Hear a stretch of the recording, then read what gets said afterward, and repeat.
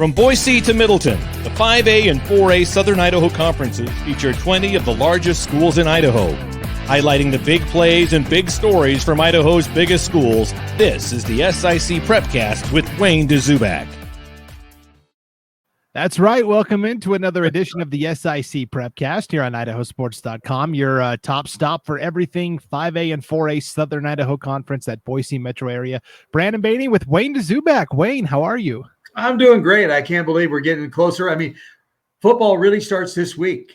I mean, I don't get going until next week, but this week it all starts. So I'm pretty excited about it. It's hard to believe the summer's almost gone and we're moving into fall. But, the weather over here in southwest Idaho just kind of took a turn for the better. It cooled off overnight. The smoke is kind of blowing out quite a bit. So I'm excited about it. It's football weather. Okay. All right. Because I know it was really bad just even a couple of days ago. So yeah, it was horrible, but it's moved in there. It's only like 79 degrees as we speak. So I'm excited about that. That's all good and well. Do you want to go over a review from last week? Does anybody really remember who our contenders were? Yeah, let's set it up. So last week we kind of dove into 4 teams from each of the SIC conferences, 5A and 4A, 4 teams that Wayne kind of identified as the lead dogs, if you will, in this race, the 4 contenders that he thought would do the best. So let's recap that. 5A SIC, who were the 4 teams you picked? Oh, give me a break. If you don't know the first one, then you've not been watching any high school football at all. Rocky Mountain, of course. And then we have Mountain View, Meridian, and Eagle. And, really, Rocky is one of those teams. They lost a lot of players, not only to graduation, but they lost some to Hawaii. And, and when you talk to Chris Kulig, the head coach of Rocky Mountain, he says, I didn't really lose any starters to Hawaii, but I lost some depth. So, you've got that going for you. So I don't know that, I'm going to cry me a river yet for Rocky Mountain, but, they're going to be good. Mountain View, I think they've really been excited about their summer workouts. So, I know they're going to be good. And remember last year, Rocky and got off to a great start by beating Mountain View, and Mountain View went off 0-3. That's what Mountain View doesn't want to do this year. So they got to avoid that. And Meridian, a little bit of a question mark. It'll be interesting to see what they can do. And Eagle obviously has a lot of holes to fill, especially at quarterback where Ben Ford has taken off, and they can ill afford. I mean, I don't think you replace Ben Ford. You just got to figure out how to make it work without him.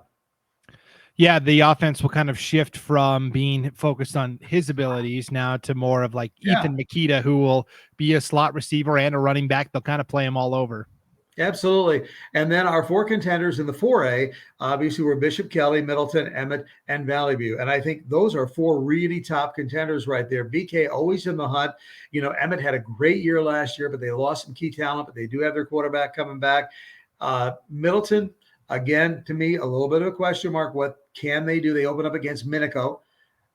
So it'll be interesting. That'll be a good non-conference game for them to get under their belt. And Valley View is always good. The problem with Valley View is that they depend on running. They run, and run some more. And if they can fill those, if they can put the talent that they need to make it a great running team, then they'll be good. They'll be right there. Yeah, those teams that are so run dependent, you have to start well, right? You can't get into a hole early in the game. No, not at all. So what that did is we decided, okay, those are the contenders. Those are the people that we think are going to be there. They were there last year. They're going to be back again this year. And this week we wanted to kind of concentrate on our dark horses, people. And it's really interesting because in 5A, I've got a really good dark horse that I really almost put into the contender category. And that would be, yeah. Go ahead. I was going to say, I think we're on the same page here. And I considered putting them as a contender as well, but that would be the Capital Eagles. And Capital was 4-2 last year. Everybody's got to go back to a year ago, Brandon. Remember that Boise School District held off because of COVID, did not play. Everybody else was playing. So some teams in the West Ada District, they had 4 games under their belts before really anybody else from the Boise School District played. And so they shuffled the lineup a little bit. They allowed teams like Capital to play Boise and Timberline. And so they didn't have to play a team that already had 4 games under their belts. They could start with somebody that was just like them, starting from scratch. And Capital, they went 4-0 right off the chute, boom. And then they lost to Rocky, and then that was it for the season. Season was done. They ended up playing Mountain View in the playoffs, and they lost to Mountain View in the quarterfinals, 21-14. So it was a tight game. And you got to remember that Max Clark, the quarterback last year, got hurt midway through that short season, had a broken collarbone. He was out. That really didn't help. Well, he's back, and not only is he back, but Capital won that famous Idaho Potato Bowl 7-on-7 tournament that they hold over here in Southwest Idaho every year. And they do a great job with that. And it's a passing tournament, 7-on-7. All they do is pass. And they won that thing because they got a guy named Cody Walk at tight end, and they got another receiver named Nate Cherry, who's pretty good. So I'm really looking at Capital. Really, you're talking about where do you put them? I think they're a dark horse contender. They're right there. Yeah, real quick, can I just rant for a second here about the 7-on-7 tournaments and stuff? Absolutely, rant away. I'm sorry, but yeah, you brought it up. So all these college recruiters and the summer camp circuit, everybody gets all jazzed up about these 7-on-7 competitions. It's not real football. Everybody looks good in 7-on-7. There's no pass rush. There's nobody in your way. Show me real game film of a player. Show me how they do when there's actual guys in pads going at them, and then we'll find out whether a team is good or not. There, my rant. I don't. No, you're good on that. I don't disagree with you on that, but my feeling is if you win it, you're still winning, even if it's not really football. So it's better than losing. It's not really football. Right. So I really feel like what I'm saying is that Max Clark and the guys at Capital did a great job. Todd Simmons, as we talk about, one of the longtime coaches here in the Valley. Love Todd, 18 years, been here. He's a great guy, helps me out with everything. One of the super helpful coaches that are there. So, I think he's going to get her done again. One of the things that Todd had to do last year, because he has so many injuries and not a lot of depth, was do something he doesn't like to do. He does not like to play players both ways. So if he's got a quarterback, that's where you're going to play. You're going to play quarterback. You're not going to play quarterback and linebacker. But he had to do that kind of thing, and he didn't like to do that. So he's going to have to do it again this year because he's lacking some depth for a lot of different reasons. But I still think they can be there. I really do. And when you look at their quarterfinal loss to Mountain View, who by that time had really gotten on a roll, it was only 21-14. Capital's right there all the time. Yep. And I think by proxy, just of the way the divisions are set up this year, I do think Capital will be a top 4 team when it's all said and done, because we talked about how they split up the divisions kind of based on talent level roughly. And so in one division, you have 3 of our 4 contenders that we outlined, Wayne. Rocky Mountain, Meridian, and Eagle are all in the same division. And then in the other division, you have Mountain View and Capital. And I think Capital has a really good chance to finish second or even first. They could knock off Mountain View, but either way, I think Capital will be a quote unquote top 4 team just by the way the divisions are set up. Well, that river division also has a new float on the horizon, and that is my next dark horse, and that's Owyhee, the Storm. And here's the deal about the Storm by Sherm Blaser. I don't know that much about them. I really don't. I know they have a quarterback, Jack Payne, that came over from Boise High, and Jack is not only a great basketball player and highly recruited, but Jack is also a good football player. So when you got a quarterback like that, that gives you a good start. The rest of Owyhee, I don't know. It's always a question mark, but I know they got some guys. When you're pulling from Rocky Mountain, let's say, now you didn't pull any starters, as I mentioned, from the Grizzlies, but when you pull that kind of talent, that tells me that that's where the flow of the building in this valley is. That's where people are moving. That's where you got all these new people coming in from all over the place. That's where you're going to get the young kids again. That's what hurt Bora for a while. For a while, everybody built around that Bora area, and then everybody started moving west and getting out of there. And so they were hurting for talent. And so Owyehe's right smack dab in the middle of the building boom. And that means baby boom as well and teenage boom. So they're going to have, some kids that are going to really know how to play some football. Yeah, can we talk about that for a second? How do the schools in Boise compete? Because like Boise High, Bora, Capital, they're all like in the city proper. And then you talked about it, the area around Boise is growing. Yeah. And so it's all the Meridian schools that are really reaping the benefit of that right now. How do the Boise schools compete with that? Well, they're having a hard time. I mean, look at what happened. Jack Payne left Boise High. They had a good quarterback. Mike Altieri took that over because Mike actually lives in the North End, and he just kind of stepped up. He had never coached on the high school level. He coached youth soccer, not youth soccer, but he coached youth sports. And then he just stepped it up because in the North End, he had a lot of pride. That's where Boise High School is in Boise. And so he just kind of wanted to do that. So he's in his second year now, but then he loses his top quarterback. And when you lose like that, that's not like Rocky losing a quarterback. That really hurt Boise. And it's going to be interesting to see what they do. Now, they get a kid from Twin Falls. Can't think of his name right now, but he came up from Twin Falls. He's like 6'6", so he's a big kid. So they may, depending on how talented he is, be okay. But to your point, they can't. Bora was decimated. Boise's decimated. Timberline, was 3-4 last year. They used to be really, really good. I mean, you got that Centennial is right in there on the cusp of that building area. People used to live there. Now they're moving further west. It's tough. So right now, you're right. The Owyhees, the Rocky Mountains, the Mountain Views, Meridian is on that cusp. They're right there, and they're actually getting better. But it's tough to keep up. Yeah. But you can recruit. You can go around. I don't know exactly how it works or what they do, but that's why Jack left. We used that Boise, went over to, Hawaii. You can do that. But boy, that's a tough go. And then that's how Bishop Kelly, of course, picks from. That's why they're so good, because they pick from the whole valley. Right. As a private school, they can. Private school, yeah. Right. Let's back to Owyhee just real quick. It has been tight-lipped there. I know you've tried to reach out to Coach Blaser a couple of times. That's the only preview we're missing for our statewide football previews from the 5A SIC. And the only reason we know that Jack Payne is at Owyhee is because he announced it on Twitter, right, on his social media. Otherwise, I wouldn't know that. I don't think anybody else would either. So it is. They are. I think there's a lot of question marks around Owyhee, and for good reason. I think they want to keep it that way. Yeah, and I think that's a good way to do it. I mean, really, it's not a good way for us in the media. We want to know. But bottom line is, if you're Sherman Blaser, you're going to sit there and say, okay, guys, I'm not going to show you my hand right yet. We're going to shuffle the deck, see what we come up with, and hopefully we come up with a flush. But for the most part, we've got a whole new deck of cards here, and we're going to open them up first game and see how they shake out. Yeah. So are there any other dark horses you like besides Owyhee and Capital? Get down to the pile. Timberline, Ian Smart. I like Ian Smart. I mean, he was at CUNA for a while. He did a good job there. Went to Timberline. I think Timberline is another one of those. They've got solid senior leadership this year. That is, in fact, this is a team that's been building.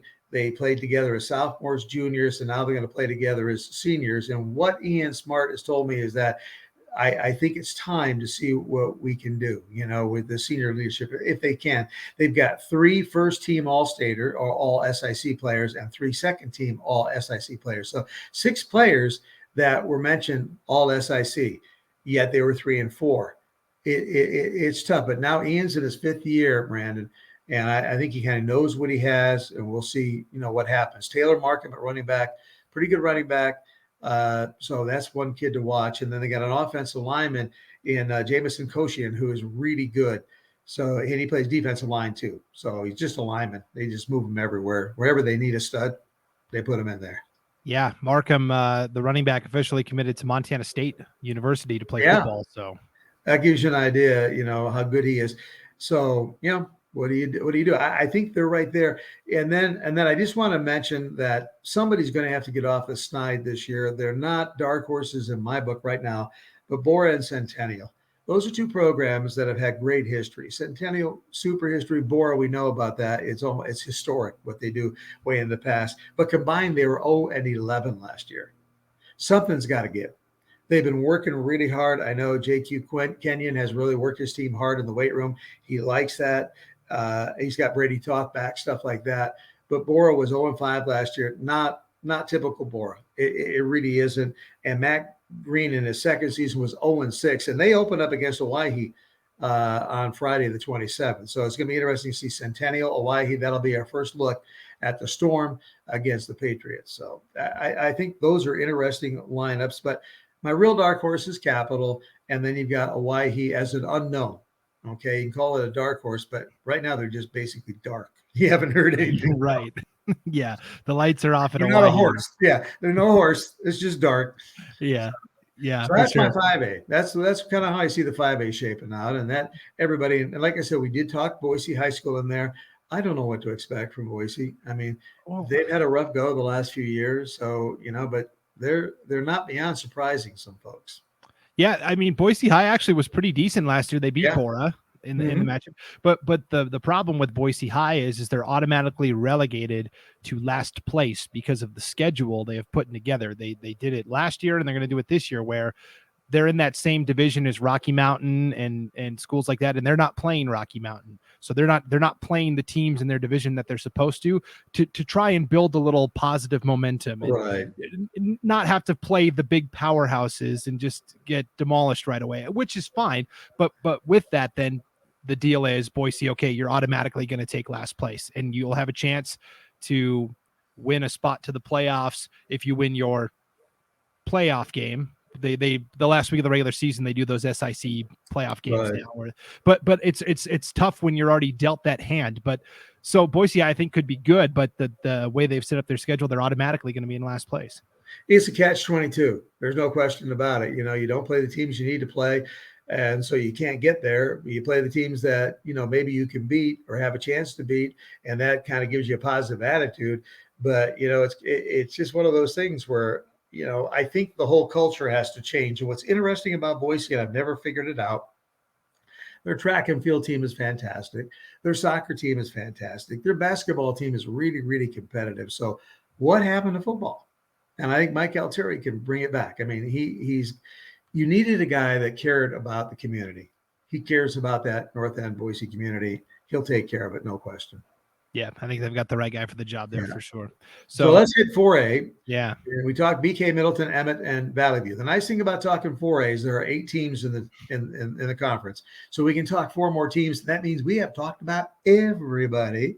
So we've got them there. My dark horse team is the Nampa Bulldogs. Okay. They were 6-3 last year. Dan Holtry's in his 6th season. And I want to say this right off the get-go. What's going to be interesting about that is my Nampa dark horse, okay, plays my Capital dark horse in a 5A, 4A showdown next Thursday night, which I will be, and that's the 26th, which I will do an audio only broadcast on IdahoSports.com. So we got my 2 dark horses going at it, and we'll see 5A versus 4A. It's not going to say a whole lot about what's going to happen when they do their own divisions, but I think it's kind of an interesting start to the season in that regard. Okay, so look out for Nampa. I mean, they've got Peyton Gunner at quarterback. He's there. Remember, Nampa got to the playoffs last year. They lost to Skyline in the quarterfinals, so they're pretty good. They haven't won a state title since 1984, but guess what? The talk at Nampa is the Bulldogs. They're barking that they can maybe win it this year. They are. Yeah, We'll see if they can growl. They're barking right now. We'll see if they end up growling at all. Yeah, and maybe taking down some people too, right? Yeah. Yeah. Well, they surprised a lot of people last year, and that's the key. They're not going to surprise people this year because people are going to know Napa's going to come in there, and that Napa's not going to be a cakewalk. They're going to be tough. They're going to make it happen. So we'll see.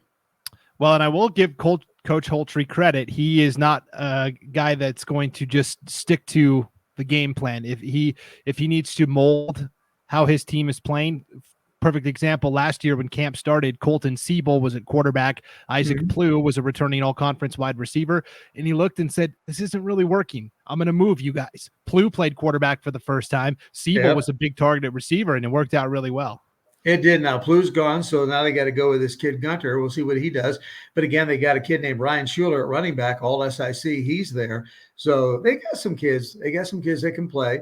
And they've got a pretty good defense. They scramble all over the place, and that's what Coach Holtry wants is just, I mean, the best way to play defense is to watch your keys and then go like crazy. I mean, just be active on defense. If you run to the ball, you'll make something good happen. So if you can have 12 guys run to the ball, well, actually 11 guys. If they have 12 guys, that'll be pretty good. Yeah.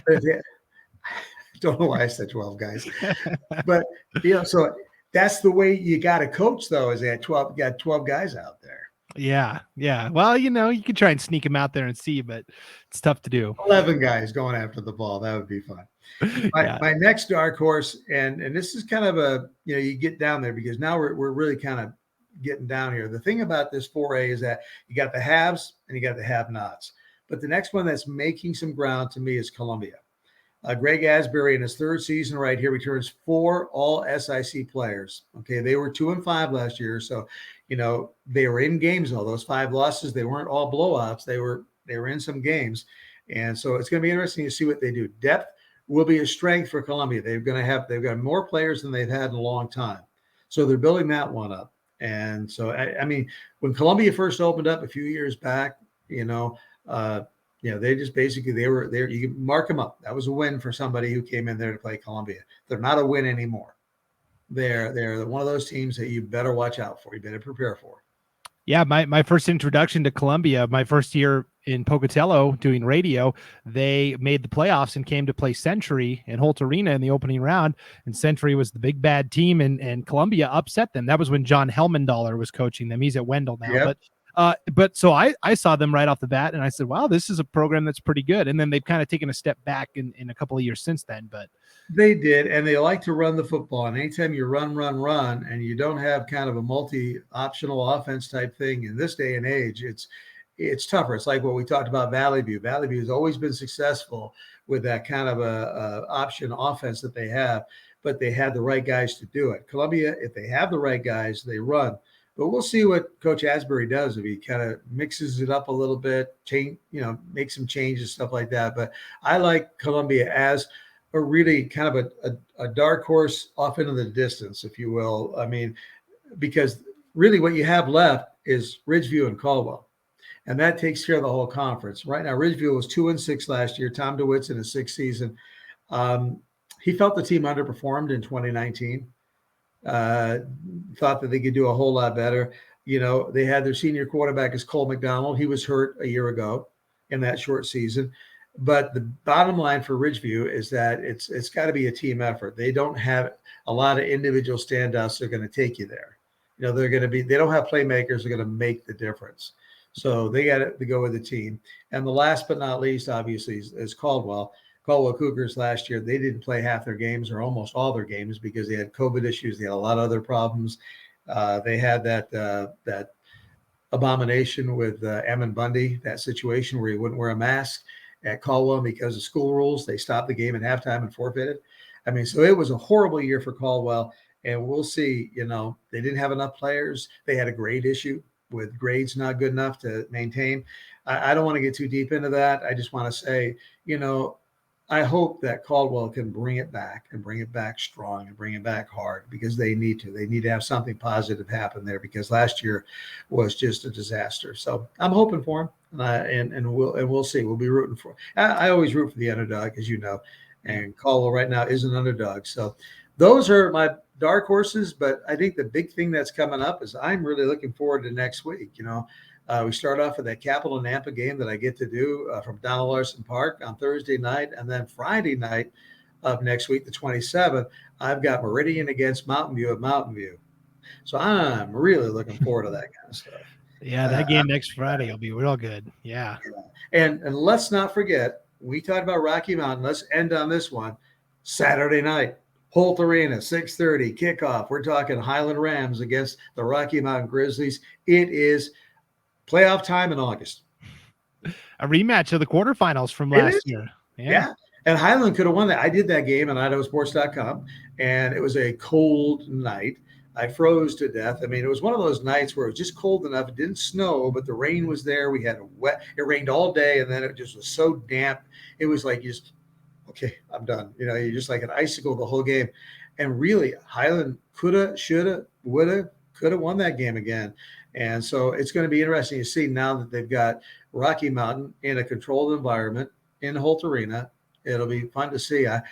You know a lot more. I mean, we've talked about Rocky at Item, so let's not do that. But you tell me a little about Highland. They're pretty good right now, you think? Yeah, so Highland is actually very similar to Rocky Mountain. They lost their starting quarterback. They lost the focal point of their offense in Caleb DeMuzio, who was a great running back. Oh, he was great. like Rocky last year, they ran the offense through Jordan Erickson, and so both teams are having to figure out how to replace that production.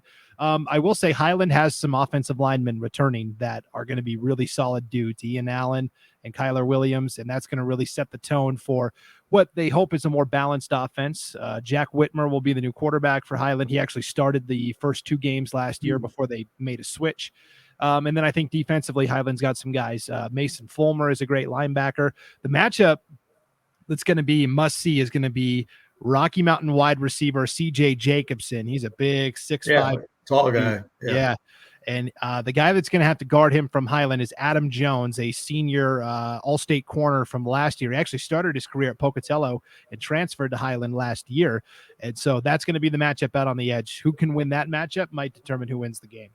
Got a little one-on-one competition going out there, mano a mano. It'll be kind of fun to see. But how about, how could you ask for a better start to a season? We talked about it last week about in college football, it seems to be all the big games start the year off. And here in high school football, we've got a rematch of last year's playoff game, and we got Highland and Rocky Mountain, 2 of the dominant programs in 5A high school football in the Gem State. So excuse the pun, it'll be a gem coming up Saturday night. Yeah, it's going to be a lot of fun. So next week we'll actually start talking about games that you're going to be broadcasting. Wayne, friendly reminder, you can go to IdahoSports.com and see the broadcast schedule that we've got laid out for the entire season so far. We're still adding games here and there, but your schedule is pretty much set in place. You're going to be a busy guy this year doing some audio broadcasts of those SIC schools. Yeah, I'm looking forward to it. The 5A, obviously contract situations and stuff like that. So now we can do audio for 5A and audio only. But you know what? It's free. It's there. It's like, it reminds me of being back on a radio, doing the radio again. So what's going to be fun about it, you're going to be able to keep pace with everything that's going on. And we are going to do Thursday, Friday games all the way through. It'll be a lot of fun. And I have to mess with you a little bit. You said a friendly reminder. How would you do an unfriendly reminder? An unfriendly reminder? Yeah, friendly reminder about the schedule. Yeah, let's do it. Okay, I'm going to give you an unfriendly reminder. Oh, gotcha. Okay. Yeah. Go to the website now. Get on there now and be there. Don't give me any. Yeah, I know. I like it. I'm just messing with you. Yeah.